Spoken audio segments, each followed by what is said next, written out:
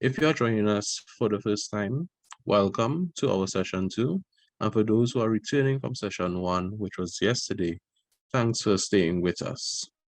As promised, once you maintain your presence on our WhatsApp group, all our content in terms of learning materials, additional videos, and also future programs that we have in the pipeline, you will have first access to it, and also you will be able to share to your friends and family. Now, yesterday we would have covered the foundation, and today we are going to build on that foundation. And this session is building and completing the hydroponic build, which is, yesterday was the infrastructure, and now today is fertilizer management. Combined together, you are a hydroponic grower. So we have prepared a comprehensive, but most importantly, practical and easy to understand session, and this will be eventually uploaded on our social media platform, for example, our Facebook page and our YouTube page. In addition to that, should you have any requests from us here at the Weekend of Agriculture Foundation, you can message on WhatsApp at 310-1314, and there you'll have access to myself and an array of our qualified agronomists and also persons who are volunteers here at the Weekend of Agriculture Foundation. Today, our topic will focus on hydroponic fertilizer and management. And the reason why we have used that title, you could have the wealth of knowledge about fertilizers, but how do you go about managing and applying it is just as important. And today's session will be powered by Master Blend, your premium hydroponic blend for home growers.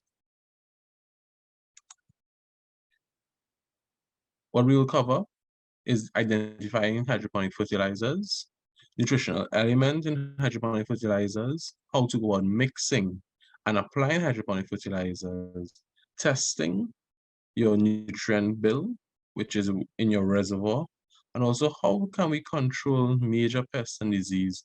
And trust me, we may have the best of intentions, but for some reason, something always comes either biting the plants or killing the plants. And now you have the opportunity to understand how we could go about fighting back with a responsible approach, but effective. So general recap, we have identified that hydroponic farming focuses on growing crops in a soilless medium.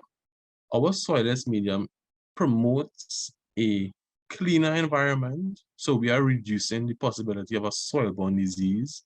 But most importantly, we have some other advantages where we are able to conserve on our limited water resources. We are able to grow our crops at a faster rate, but most importantly, we are in a controlled environment. Some of the challenges in hydroponic farming is that you will need some form of technical training. And that is what we are performing and offering to you as a service, our patriotic service here at the Weekend of Agriculture Foundation. We would have explored the drip to waste hydroponic system growing method. And we looked at one that we could use PVC and also what we could use as buckets or grow bags. Both have the same concept where the excessive amount of water would be lost to the environment.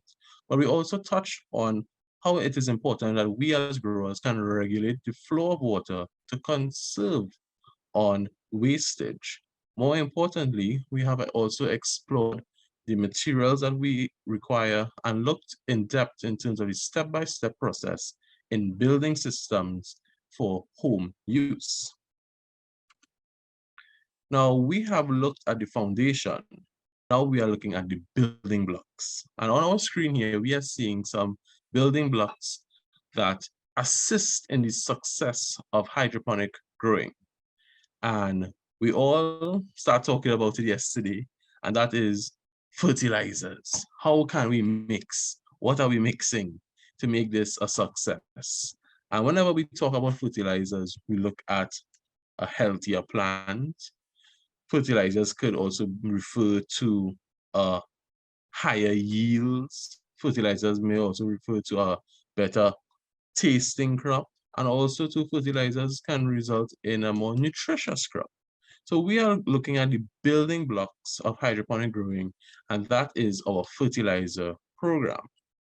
However, as traditional farmers and growing up, these are the same things we were exposed to. For example, your vermicomposting, using your urea pellets, manure, and some of us know it as the blue salt. And nothing is wrong with these, but they also have limitations. For example, not all the time you will have access to manure. Sometimes in the rainy season, if your manure is wet, that takes a while to dry. For example, same thing with vermicomposting. It may be very expensive to get a small handful of vermicompost. And sometimes too, when we're using those salts, either the white salt or the blue salt, we tend to get a little bit of burning of your plant because we go a little too heavy as if we are cooking. But with hydroponic fertilizers, we are looking at a more user-friendly approach. Now, all fertilizers play a common role in growing of your plants because your plants require food to grow and they can't get it from the soil because there is no soil. So therefore, they rely heavily on your hydroponic fertilizer. And your hydroponic fertilizer can be one element, but hydroponic fertilizers have evolved that they have more than one element in it that more or less covers a broad spectrum to ensure that your plant can feed on all elements. And that means that your plant is properly nourished. And if they are properly nourished, they can focus all their energies on growth and production throughout their developmental stages. Hydroponic fertilizers can also be referred to as greenhouse-grade fertilizers. That means it can be completely dissolved in water. Whereas other fertilizers like your salt, your blue, your green, your purple, your yellow, your green, trust me, there's a lot of colors, may not fall in the category of greenhouse grade fertilizers. That means it wouldn't break down completely in water. So with a hydroponic fertilizer, you are going to be asking your supplier for a greenhouse grade fertilizer. That means it's going to be dissolving in water completely. The nutrient elements are commonly mixed together to create a balanced diet. Just like us, when we go to clinic or we go to our nutritionist and they tell us you're going a little too heavy on the carbohydrates, Brandon, so you need to balance our diet. Because as an active, healthy lifestyle, just as with your plants, they are active because they're growing. And in order for them to grow, they need a proper diet. So by balancing all your elemental formulations, your plant is able to have proper root development, leaf development, and in some cases, fruit development. Now, greenhouse fertilizers are fast release fertilizers. Hence the reason why we get a more faster growth and a more rigorous production cycle. Whereas with traditional fertilizers, they require time to break down. And during that time to break down, your plant is more or less feeding off of whatever residual effect is from the soil. But because we are not growing in soil, we are growing in a soilless medium, and we are using fertilizers that are fast releasing, we are able to create a bountiful garden by using a hydroponic approach to get a faster turnover, but most importantly, we'll be picking on a weekly or even a fortnightly basis. So with greenhouse fertilizers, we are growing at a faster rate because it is a fast release fertilizers, whereas with your traditional fertilizers are a slow release fertilizers. With your hydroponic fertilizer, it is almost immediately available for your plants. Now, commonly found in nearly all of your plant requirements, your hydroponic fertilizers perform the same function. You are able to use little and you can get a lot more in results. Whereas with traditional fertilizers, it could be lost to the environment. For example, heavy rain, heavy wind flow, and also to the soil, the earth is always moving. It could also move from one area to another area. And then you get a lot of weeds growing up all over between your favorite lettuce, your side, your celery, your pak choy. And we also have a major challenge with a lot of farmers where they are using having challenges with pH, whereas with our hydroponic fertilizers, they come in with self-regulating pH buffers. What that says basically, you shouldn't have to be worrying too much about balancing your pH because some of our fertilizers, and the reason why we are using Master Blend, they have a self-regulating pH buffer. So you should not be in a position to be worrying too much about the impacts of an unbalanced pH. And we will talk in depth in terms of why pH is important and how we could regulate pH. With your traditional fertilizers, it's almost where your plant will take time to get access to it. For example, it's like applying for a loan. You will put in your application today, and probably after 3 weeks or 4 weeks, getting a call from the bank, it is ready. That is something with your traditional fertilizers. It takes time to become available to your plant. Although it is there, your plant doesn't have access to it because it has to break down. Now, your plant may also require a larger amount of it because most of these fertilizers come with fillers. That is where you get the beautiful yellow, green, purple, blue, all these colors. Really and truly, it is just a coating over it to protect your fertilizer. And sometimes to these fertilizers that are colorful may also be filled with dyes that can be negatively impacting to the environment. These fertilizers can be leached into the environment easily and also can have a negative impact on our natural biodiversity. More so, you may require some form of land preparation to amend your soil to have these fertilizers available. For example, when we are doing grow boxes, you may want to incorporate some manure in there. You may want to incorporate some limestone, some urea to help build the nutrition of your soil. And sometimes with a heavy rain or by excessive watering, that nutrients can just be leached out and you will see a lot of weeds growing all around and your plants are very small, you're not getting the production that you're looking for because the excessive amount of nutrients is lost to the environment. Our essential nutrients fall under 17 groups, and our 17 essential nutrients will be used for your plant for that holistic growth and development. For example, we use elements such as magnesium, which is critical for chlorophyll, that is the pigmentation of your leaves, and also provides energy to speed up the photosynthesis process. In addition to that, your manganese or magnesium is a molecular level assist your plant. But most of the times when we are using our fertilizers that we buy from the agro shop, we may not ask for these things in depth. But with hydroponic fertilizers, they come as a complete blend or mix with many essential trace elements that you don't necessarily have to be adding in one by one. They are all combined in one. So that is the good thing about hydroponic fertilizers. It is a combo. So with this combo, you have your macronutrients and your micronutrients. These combos are both essential. However, some is just needing in a larger amount and some are required in a smaller amount. Whereas your macronutrients include your carbon, your hydrogen, your oxygen, nitrogen, phosphorus, potassium, sulfur, calcium, and magnesium, just to name a few. And your micronutrients include your iron, manganese, zinc, boron, molybdenum, chlorine, copper, and nickel. That is required in a small amount. Now, because our input suppliers know that we don't have time to be balancing all these things, they have created these things even easier for your leafy crops and your fruiting crops, and they are giving us the exact formulation how to go about mixing, and we'll go through that in depth going down into our discussion. The difference between your macro and micro, it's simple.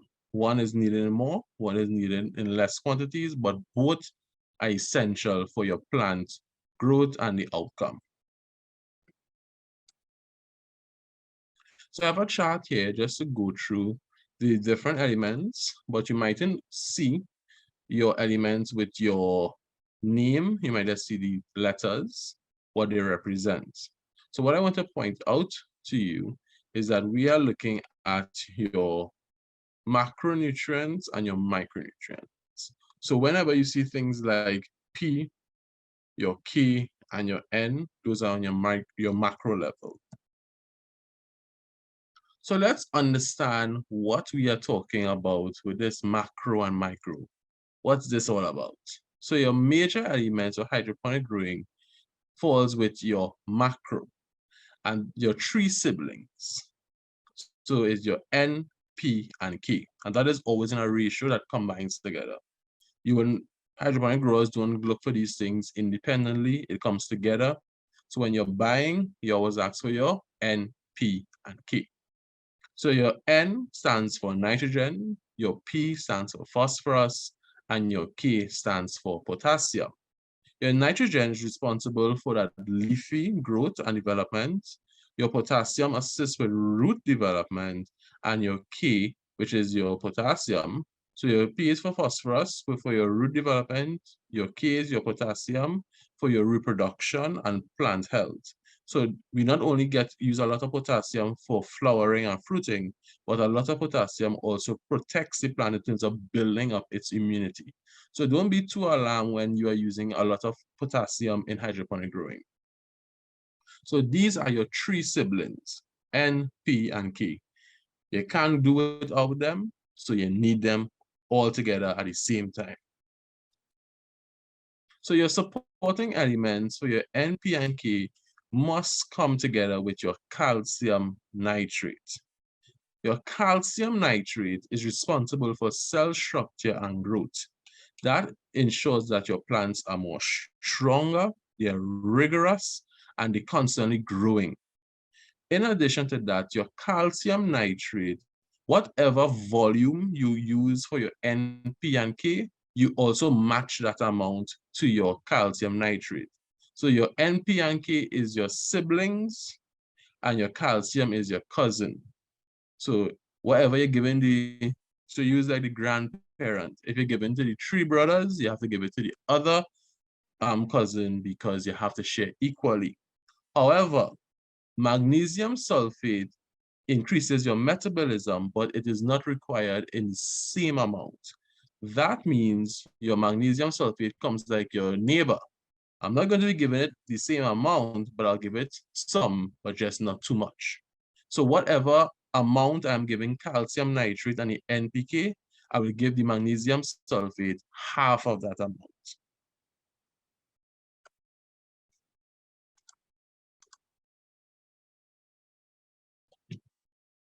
So we are using a scientific approach. That means we are not going to just be mixing and putting there and hoping for the best and leaving it up to the Almighty to make it grow.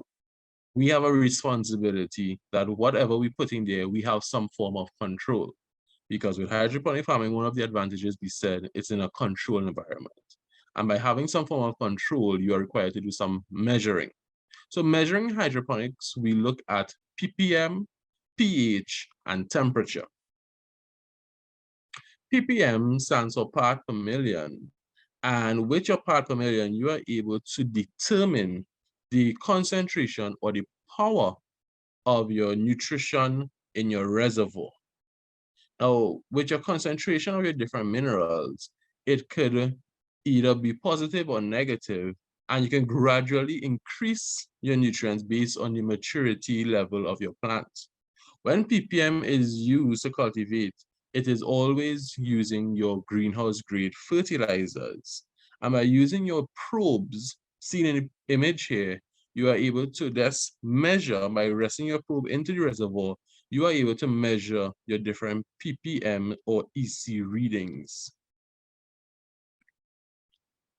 Our friends at Green Habit has provided you, and you will get this as well in our WhatsApp group, the mixing ratios or the ideal ppm levels for your crops of choice.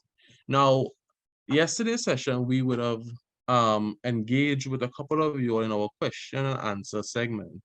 And one of the questions persons would have asked, and rightfully so, if I'm looking to grow many crops, I'm looking to intercrop and mix up with a little bit of everything, because trust me, when I go to the agro shop or I go to the seedling shop at Plant Farm, I might see something nice and I say, I will try that. But if I'm doing hydroponic farming, you may say I'm already using a lettuce formula. Can I use it for kale? Can I use it for pak choy? Can I use it for shanobeni?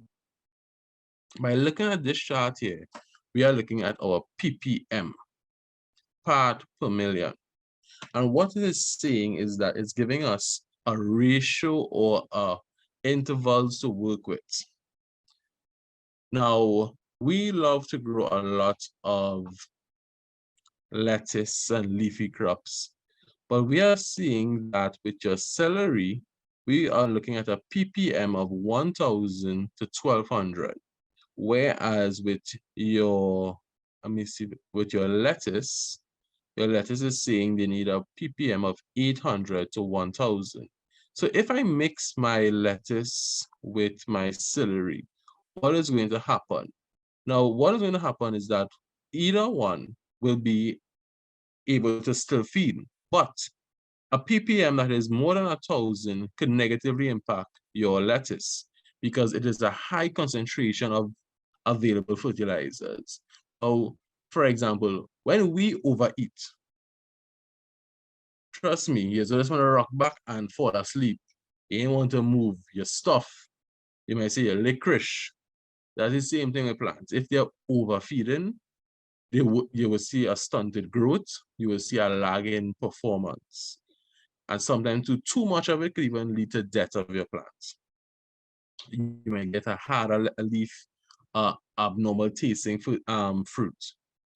But if you grow using your lettuce formula, ppm, with a 800 to 1,000, with celery, with the same 1,000, that could also work. The only thing is that you are not pushing your celery to that potential, the highest potential level. That doesn't mean it will not grow. It will grow. And what you can do, you could rely more on your top sprays, what we will be talking about in a few slides down, what are top sprays. So what I'm trying to bring that point across with your nutritional guide. Each crop has a specific ppm requirement. By using this chart here, you can now figure out which crops are close to in terms of compatibility of ppm, and you can mix with them. However, my professional recommendation for home growers, try to work with a ppm of 900, of 800 to 1,000, which is traditionally the lowest amount of nutrient concentration, and your plants will grow. They will not grow as fast as the commercial growers, but eventually you will get lettuce, you will get chive, you will get celery, you will get tomato. So the hydroponic approach, in conclusion, you can get mixed cropping, but you are not going to be pushing it at a commercial level. Earlier, we would have touched on that our hydroponic fertilizers have built-in pH buffers. Because if you are looking at a pH that is less than 7 will fall under the acidic level, and pH that above 7 will fall under the alkaline. Now, alkalinity and acidity could also denature certain elements of your fertilizers. What that means is that you could be mixing away, but if your pH is off, some fertilizers will just not be activated, or in some cases deactivated. But with your pH regulating or buffers in your fertilizers, you should not have too much to worry about in your drip to waste approach, because your pH buffers will regulate and always maintain a neutral pH reading. However, if you are in a position where you are having pH challenges, you can use your pH up. and you can use your pH down by using, and before you do that, you measure your pH using your pH pens. So if your pH is reading too high, you could add phosphoric acid, citric acid, vinegar, or if your pH down, and that can help with your pH down gradually. Now, keep in mind when you are testing your pH, don't just rush to add pH up or pH down. When you're using your pH meters, take some time, let it settle, because it might take a while to calibrate, and then take your reading. If you ever do it 3 times and find the average, do so, because sometimes these meters take a little more time than your ppm meters. And if your pH is low, you can add potassium hydroxide, potassium carbonate, as your pH goes up slowly. Now, we are in tropical conditions, so that means we are susceptible to heat. And trust me, excessive amount of heat. And that excessive amount of heat can have a negative impact on our hydroponic growing. So with excessive heat, same way as with your pH, it can negatively affect your nutrients and your nutrient availability. More so, your temperature that is very cold. So if you're growing indoors in a cool environment, can also be harder for your plants to take up your nutrients. So as growers, we need to ensure that we regulate the amount of heat into our temperature. And what we can do for that, you could use stuff such as overhead watering. We could use increase moisture of your plants, and even introducing stuff like ventilated fans to help regulate that excessive heat. And another thing you could do is just cover your barrels and put it in a cool environment. Another practice what hydroponic farmers will do, they will bury their reservoirs into the ground so that natural coolness of the soil will maintain and insulate that coolness throughout the entire day. Another method farmers will use is that they will freeze bottles of water and they will put it into the reservoir before they irrigate. So you naturally cool down the water before they discharge your hydroponic fertilizer, or even just not pipe-borne water for irrigating. So this will be cooler for your plants to uptake. Because when sun is hot, we want something cold to drink. And in this case, that's what we want our plants to feel cool and comfortable. So we are looking at a 21 to 29 degrees Celsius for your irrigation water.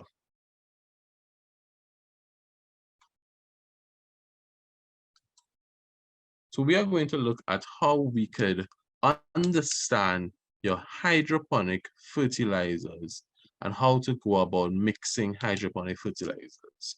So I have a short video here that we have prepared that I want to share with you, hoping that you will be able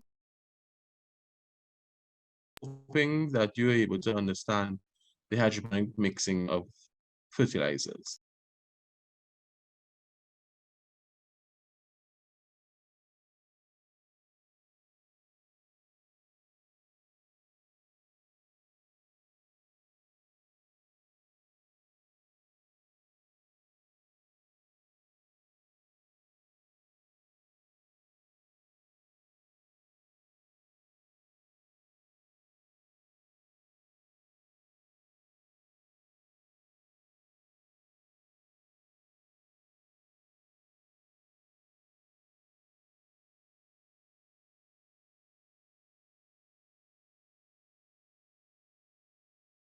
Hi friends, so today we are going to do a little bit of mixing fertilizers.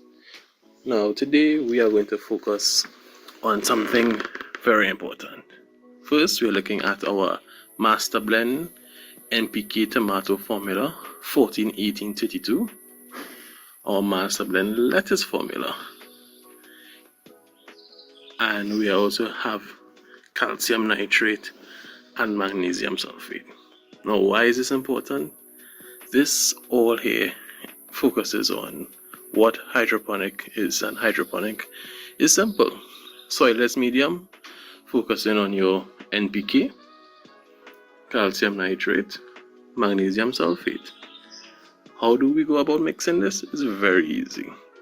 Your NPK and your calcium nitrate is the major or the larger volumes, whereas your magnesium sulfate, you will use less. So when you're hungry and you go to your favorite establishment for fried chicken and you order a 3-piece, you want something that will fill you. And in this case, let's look at it through the lens of hydroponic farming. We want something that will be able to fill the plant. So what we have, 1, 2, 3, a 3-piece. So you'll get 1 big piece, 2 big pieces, and a small piece. So your 2 big pieces will always be the same amount, and your small piece will always be less or half the amount. So what I always recommend to persons using your hydroponic approach, if you're using 1 teaspoon of your NPK, you need to use 1 teaspoon of your calcium nitrate and a half a teaspoon for your magnesium sulfate. So this is your 3-piece combo here: NPK, calcium nitrate, magnesium sulfate. Big piece, small piece. Combined together, that's your 3-piece. So when mixing your fertilizers, I always say, get a disposable spoon, measuring spoon, mixing cup, TDS meter, and if you have it, a pot spoon. It's very convenient. So what we are going to do, let's review what we have studied so far. We are looking for a leafy crop formula. So we are going to grab our lettuce mix, our calcium nitrate, our magnesium sulfate. So we want to get at least a 600 to 800 ppm. So my recommendation is to have 1 teaspoon per gallon of your NPK. Therefore, if it's 1 teaspoon of NPK, you need to get 1 teaspoon of calcium nitrate per gallon and a half a teaspoon of magnesium sulfate per gallon.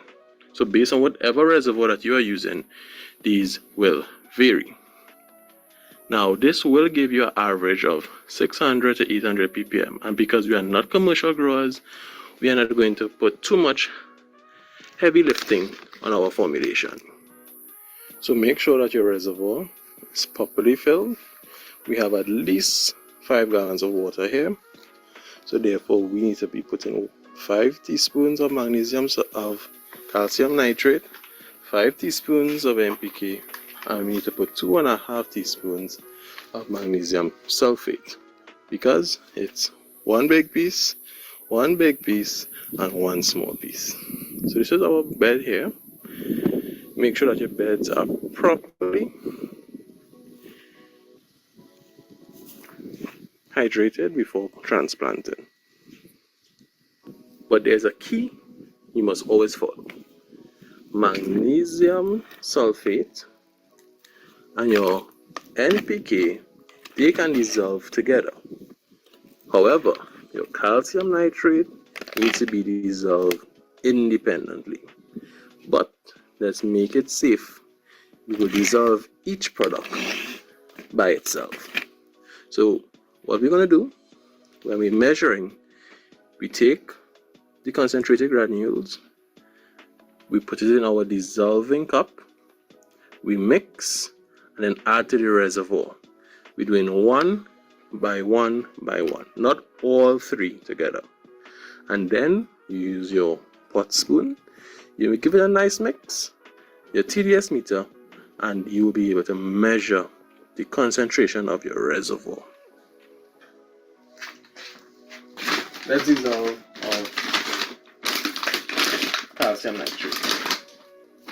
So we're going 5 gallons. So we're going to get 5.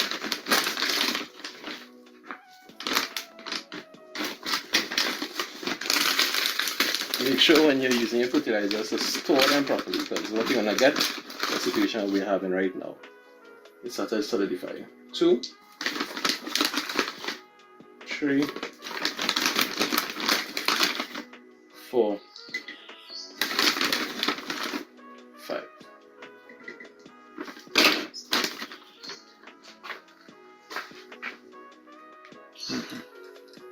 Give it a nice stir. Make sure all your crystals have completely dissolved, because if it's not completely dissolved, your calcium can negatively interact with your other elements, and that is where you could have toxicity levels building up that can negatively impact your plants. So I'm seeing this is more or less dissolved.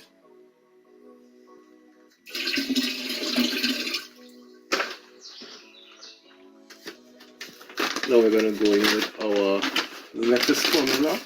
I always use master blend. You tend to get a better yield of crop, easy to work with.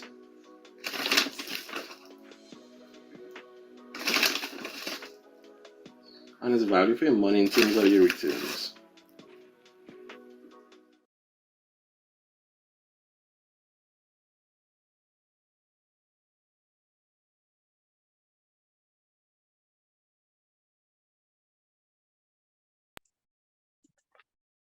So with that video that we just looked at, we were able to identify using this analogy in terms of a three-piece combo.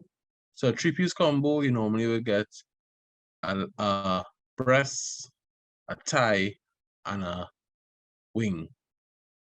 So in this case, your three big pieces is your calcium nitrate and your NPK, and your small piece is your magnesium sulfate. So your NPK and your calcium nitrate, you always use the same amount. And your magnesium sulfate, you always go with half the amount. You can dissolve each element independently, and when dissolving, thoroughly dissolve in a volume cup, meaning that you're not going to use a little bit of water to dissolve 3 pot spoon of fertilizers. So if you're using at least 16 ounce cups, that's not a problem, you could do so. And of course, store your fertilizers in a cool environment to avoid your fertilizers from melting and caking up. With your hydroponic leafy crop formula, this is what we are recommending. And of course, this information will be in a handout form that you will have access to. So your big piece, small piece. To get a 600 and 900 ppm, we are using either 1 to 2 teaspoons of your NPK per gallon. For your second big piece, 1 to 2 teaspoons of calcium nitrate per gallon dissolved separately and add into your reservoir. And for your small piece, 1 to a half a teaspoon of your magnesium sulfate. So a half a teaspoon to 1 teaspoon of magnesium sulfate dissolved separately and add to your reservoir. This is per gallon. So if your reservoir is 3 gallons, you're going to be mixing accordingly. So don't just mix one of this for entire barrel. This is the formulation per gallon. So we have broken this down to a home growers category, and we're using measurement spoons that will be more practical for you. If you are going to do your leafy crop, sorry, your fruit crop, which is your tomato formula, it's going to use this breakdown. So you're using 1 or 1.5 tablespoon of your NPK, because these are heavy feeders and we're looking for 1200 to 2000 ppm. 1 to 1.5 tablespoon of calcium nitrate, or 1 teaspoon to a teaspoon and a half magnesium sulfate. So let's recap. Your hydroponic leafy mix formulation to get a 600 to 900 ppm per gallon, you're using 1 to 2 teaspoons of your NPK, 1 to 2 teaspoons of calcium nitrate, or a half to 1 teaspoon magnesium sulfate per gallon, and you mix separately in terms of dissolving. And your tomato or your fruiting crops, which also include your cauliflower, you're using 1 to 1.5 tablespoons of your NPK, 1 to 1.5 tablespoons of calcium nitrate, 1 teaspoon to a teaspoon and a half of magnesium sulfate per gallon, dissolving each piece independently. So now that we have covered fertilizers, which is one of the heavy lifting building blocks, we are going to finish off now with our roof. So we did the foundation yesterday. We now build the frame of the house with your fertilizers that we just covered. Now we're going to put the roof over the house, which is understanding your pesticides.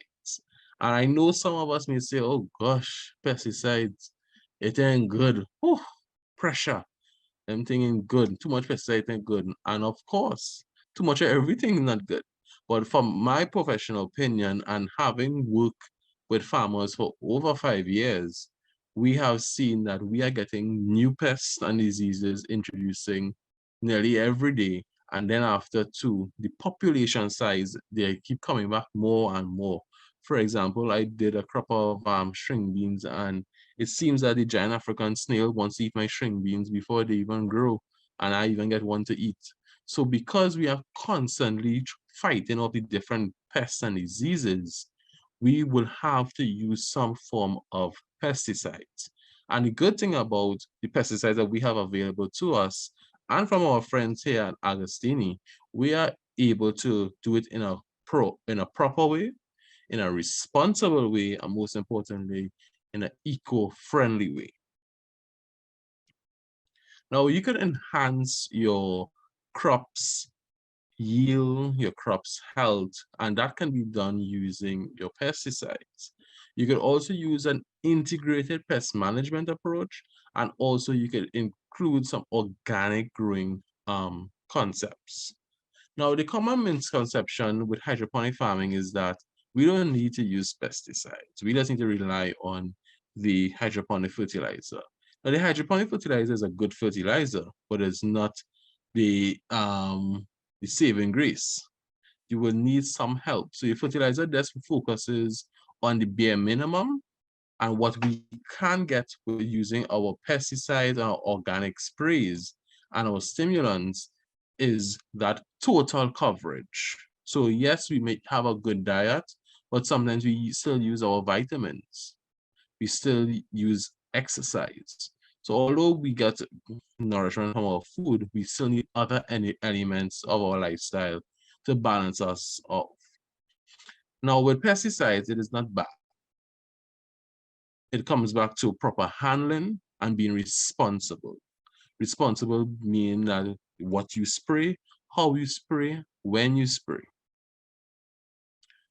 With the increasing population of many pests and diseases, the introduction of favorable conditions such as excessive rainfall, excessive heat, we are now vulnerable to major impacts of pests and diseases. And for some of us who are living within farming communities or even neighbors that have other crops, sometimes their diseases come across to us from, and also pests. For example, a neighbor of mine is doing okra, and that okra is just one plant she has, but all the white flies somehow okra comes onto my field. So there I am now in a position where I have to treat my okra and hers at the same time, but I can't go across to her to treat her okra.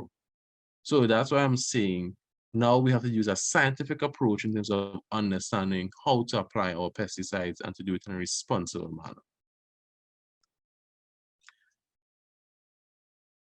4 factors that contribute to poor crop performance, and that is pests and diseases, the environmental impact, nutritional element, and genetics. With understanding your pesticides, we look at 3 barriers. We need to look at a preventative approach, a control approach, and an eradication approach. What that basically says is that we always grow up hearing this term, prevention is better than cure. So we could come in early with our pesticides, and a pesticide doesn't always have to be an insecticide. A pesticide is any product that focuses on eradicating something that can negatively impact your production. So a pesticide could be a fungicide, an insecticide, a miticide, a nemicide. So what we have with our pesticides, we could use it early as a preventative measure, because the reality of it, we do have pests and diseases here in our country, Trinidad and Tobago, and in our region. So the likelihood of it coming from your seedling shed, it could come right at home from by you or from your neighbors. So prevention, you could introduce some preventative spraying. If for some reason that particular pest is in your field, your crop, your garden at home, you need to ensure that it doesn't spread. And the only way it could spread is by having multiplication of your populations. For example, if you have 10 giant African snails and they're able to reproduce, you can now have an infestation of 300 African snails within a cycle. So your responsibility after preventing is to control the population. And if for some reason you are all out of options, you have to look at a harsh, aggressive approach, which is your eradication measure, which is a total knockdown. Now, your eradication measures may not be your preferred option. However, plenty growers will look for total knockdown immediately, because whenever you have a problem, you might go fast on the internet, what to do for this. But sometimes we can look at a preventative approach, whereas we gradually introduce a responsible pesticide application to prevent those diseases from coming in. And by using a preventative approach, we may not always have to come down to a harsh measure. We always could just keep it at an environmentally safe and friendly approach.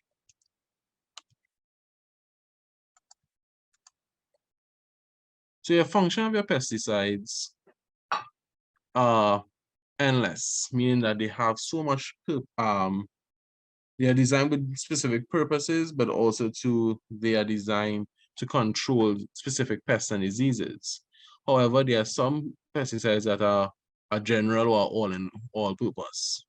That means that your all-purpose pesticides can work with everything, but it might not give you a total knockdown, but it could give you some form of control or prevention. However, there are general and broad spectrum pesticides. However, with these pesticides, it's always recommended that you understand what you're using. And if you, for some reason, you have a heavy infestation, a broad spectrum pesticide may not be your best option. What you will want to use is a specifically designed compound that can work for that pest in particular. And how could I identify what pest that is? I could either take a picture of the plant, a short video of the symptoms, and you could forward it to the Ministry of Agriculture, Land and Fisheries on their ETIS training Facebook page, and they can help diagnose the disease. You could also take a picture and send it to the University of the West Indies, St. Augustine campus, Faculty of Food and Agriculture. And you also have a super bonus. You could take a picture and send it to me on the 310, 13, 14, and I have access to a wide array of agronomists who will be more than willing to assist with diagnosing and even field visits to help you out with your growing journey. As mentioned before, our pesticides come under many categories. We have the top one, insecticides, fungicides, herbicides. And because with us, we are hydroponic growers, we are going to move away from the herbicides and focus more on the insecticides and the fungicides. Now, each category of insecticides and fungicides have different modes of action or how they work. Now, there are some insecticides that can be repellents. There are some insecticides you need to spray the insect itself, because trust me, when you see a cockroach home, you run on a cockroach with that tin of bob spray until you zap it. And that is how it works. Versus if you just spray your whole house and the cockroach doesn't get a zap of that insecticide, it ain't gonna work. So that's why contact insecticides only works, or it is only efficient only when you make contact with your insect. And because we may not always be outside whole day 24/7, a contact herbicide, sorry, a contact insecticide has its limitation. However, with a systemic insecticide, what you are doing is spraying the plant. The plant will absorb the compounds and introduce it into its plant system. That means that when your insect feed on your plant, that compound that your plant has absorbed will then poison your insect. And that means you, no matter what, if you see the insect or if you're able to attack the problem, no matter what, once your insect is there and it feeds on the plant, it will be contaminated and eventually it will be taken care of. However, all three can work. You could have a repellent, a contact, and a systemic for a total eradication approach. If you are running out of options, all three combined together can work. And that same concept could also work with your fungicides for a contact fungicide and a systemic fungicide. And of course, when I'm finished with this, we are going to open the floor for questions. I know, so I'm encouraging you to jot down your questions, put it on the chat, and we will go through these things in depth.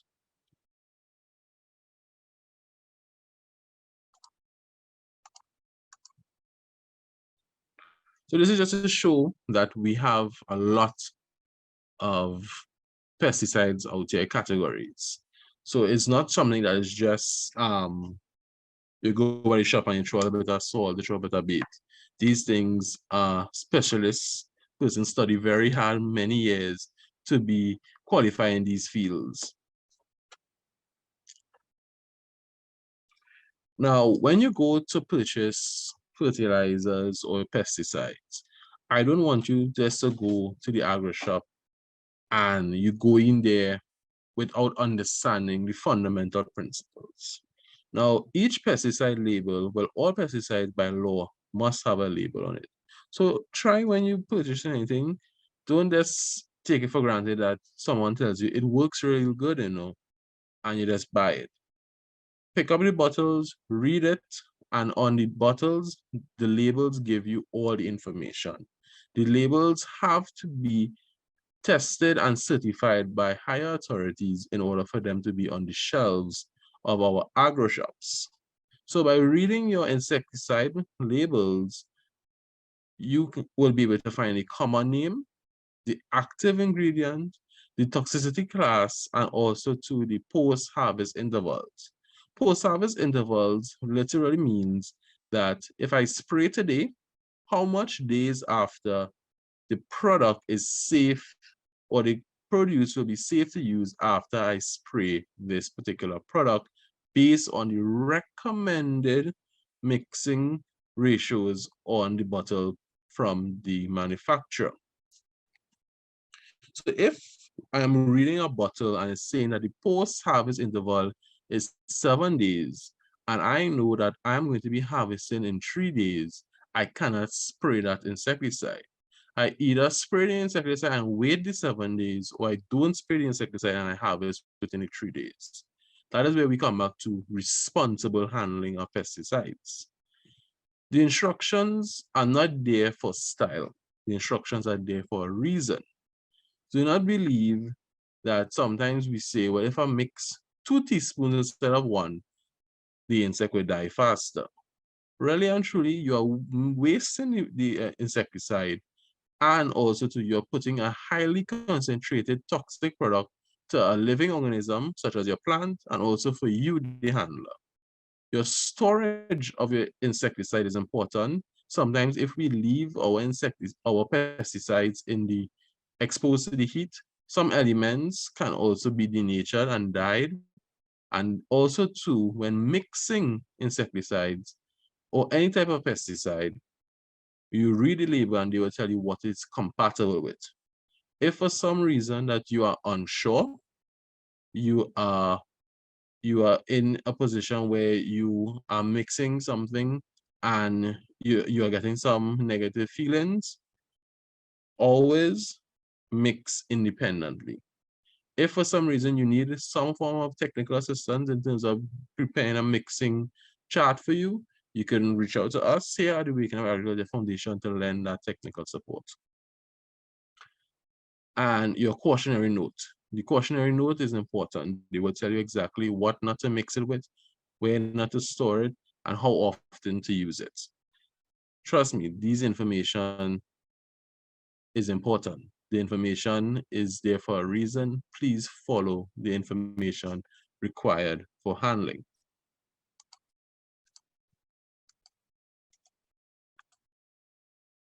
By law, each chemical has to have a toxicity class rating.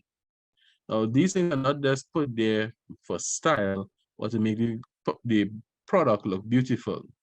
Each product has a color coding assigned to it based on toxicity levels.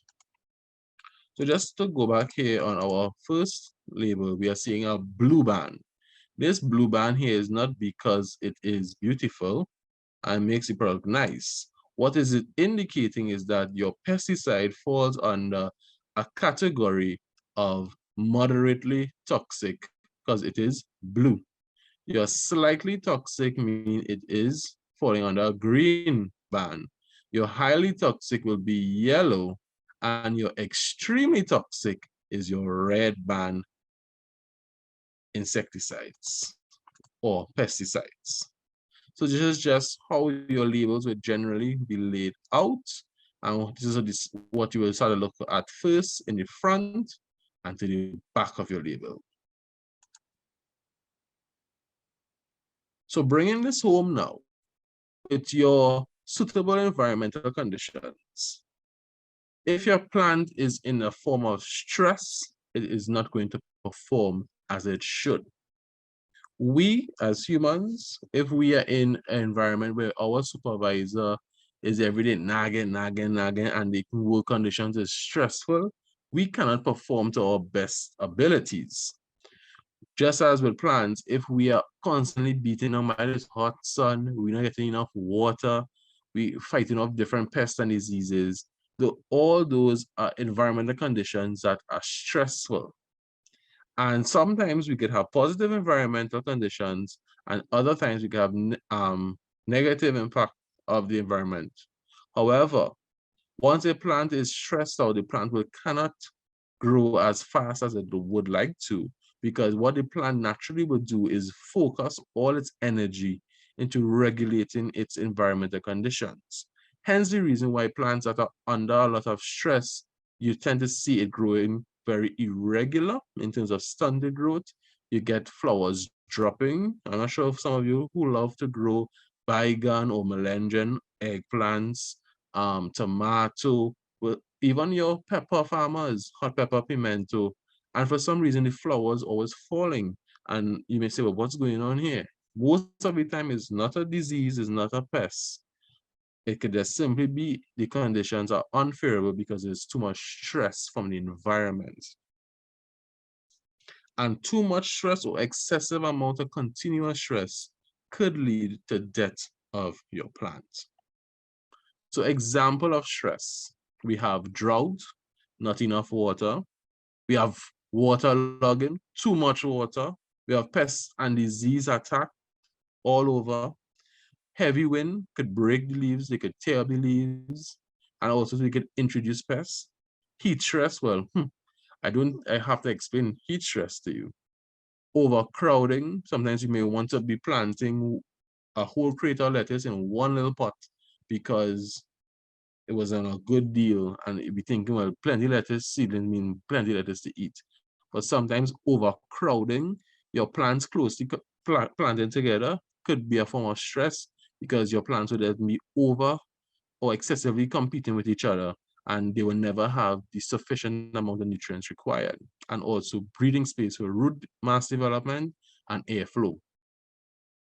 Nutritional deficiency is also a form of stress where you are under fertilizing your plant, and then excessive fertilizing when you're saying, well, if I put 2 pounds on this, it will grow faster. it can also become toxic. And all these conditions combined together or by itself could lead to death of your plant, because if these conditions are stressful. So with stress symptoms, we can experience wilting of your leaf, flower dropping, your fruits are ripening at a premature stage and abortions are occurring, stunted of growth, distorted fruit development, early maturity, what we call force ripe, and then root rot.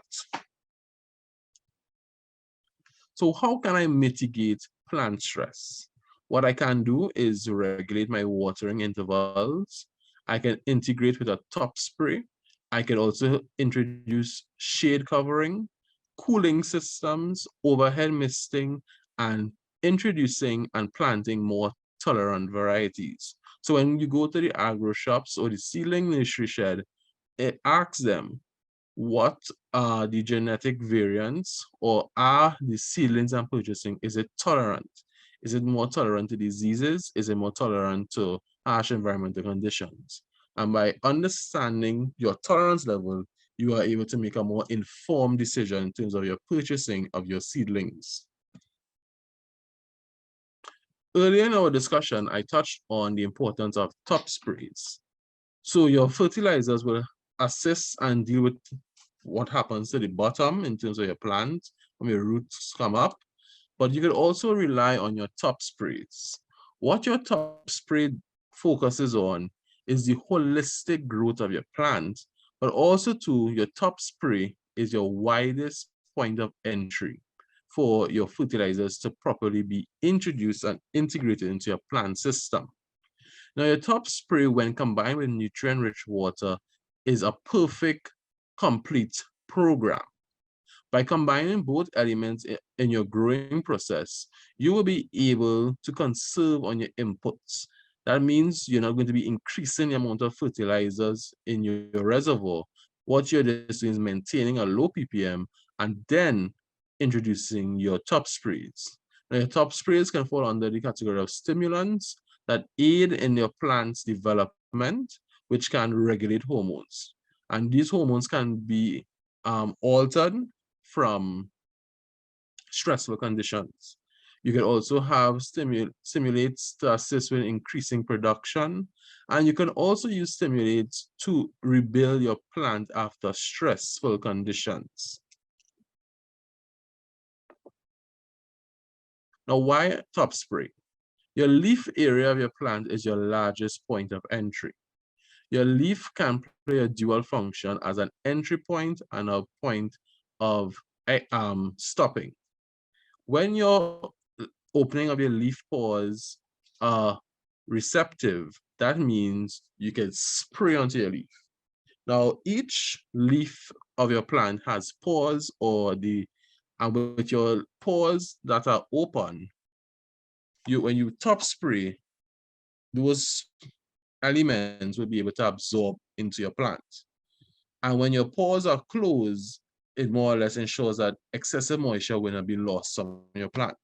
So that means when you are spraying your top sprays, you need to do it early morning or late evening.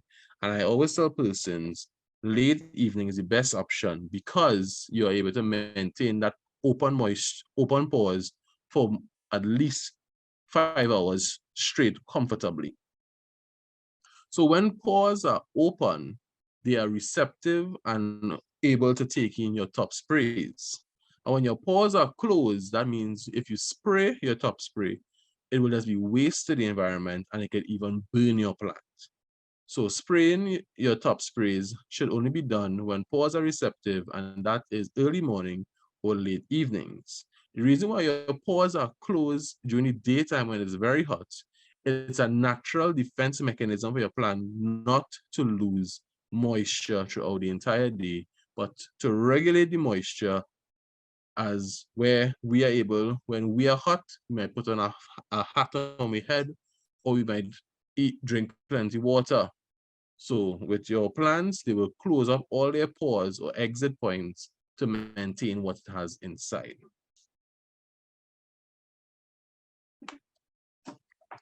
When you are going to plant your seedlings, ensure that you select a healthy seedling. You treat your seedlings with a soil-based fungicide. Transplant early morning or late evening. And again, late evening is the preferred option. Watering must be done with a minimum in the early phase, meaning that you're not going to be watering too heavy. Introduce a preventative measures, meaning that you're spraying as a preventative approach to ensure that no pest and disease population will attack you in an aggressive manner. Avoid overcompensating for watering, meaning that you're not going to be excessively watering when you come home from work because you wasn't there whole night. Try to water early in the morning to let it dry out throughout the day. Do not overwater in the nighttime because it is providing a favorable condition for pests and diseases. Provide some level of shading to protect your plant because that is a form of heat stress. So if your simple thing is adding on some shade covering, that will help protect your plant from excessive heat. And your fertilizers with your drip away system, you don't have to apply it every day. You could apply it 3 times for the week, and that will be sufficient for us as home growers. So in conclusion, for our session today and our workshop, hydroponic farming is growing in a soilless medium approach. Your drip to waste hydroponics, you're able to save on water, you're able to increase your yields, you're able to maximize with your limited space. It is easy to construct and does not require electricity. Your hydroponic farming fertilizers is a fast release fertilizers, hence the reason why you get a faster growth rate. Hydroponic fertilizers are mixed in a ratio of 2 big pieces to 1 small piece, which is 1 teaspoon to 1 teaspoon to half a teaspoon per gallon for your leafy crops. Your pesticides are not bad. Remember, you need to do it proper management and responsibility when handling pesticides. So on behalf of Agostini, you could reach out to Agostini with our reps who will be able to assist you. And of course, any questions, we are opening the floor for all questions for everyone. So I hope that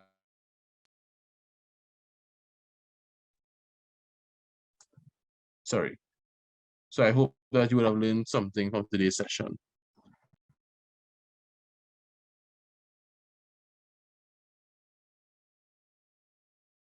You all were hearing me earlier, right? Yes. Nice. Yes, we're hearing you. Yes, bro. All right. We were hearing So Yes, sir. nice. So what I'm going to do now, I'm going to go as best as in order. So before I open the floor for questions, let me officially thank everyone for being here, for giving us the opportunity to share our knowledge with you. Our WhatsApp number is 310-1314. You can reach out to us from there. Also, too, if you require us to visit your places of worship, your places of work, such as your school, your 4-H club, and other places that we are able to make a positive impact, even if it's for your community and for your neighbors, we could assist with that as well. Our information will be disseminated in our WhatsApp group chat. And of course, once we are able, from our technical team, I'm not that technical team for these social media platforms in terms of editing the videos, they will be put on our YouTube page, and you can visit our YouTube page for all your information there. And of course, our 310-1314, our WhatsApp number is where you can reach out to us. So thank you again, and a special thank you to our other directors, Ms. Sumi Skent, for assisting with all our technical daily runnings, and of course to Green Habit for their continuous support, Agostini for their support, and Plant Farm for their support. We truly appreciate our partners in this venture.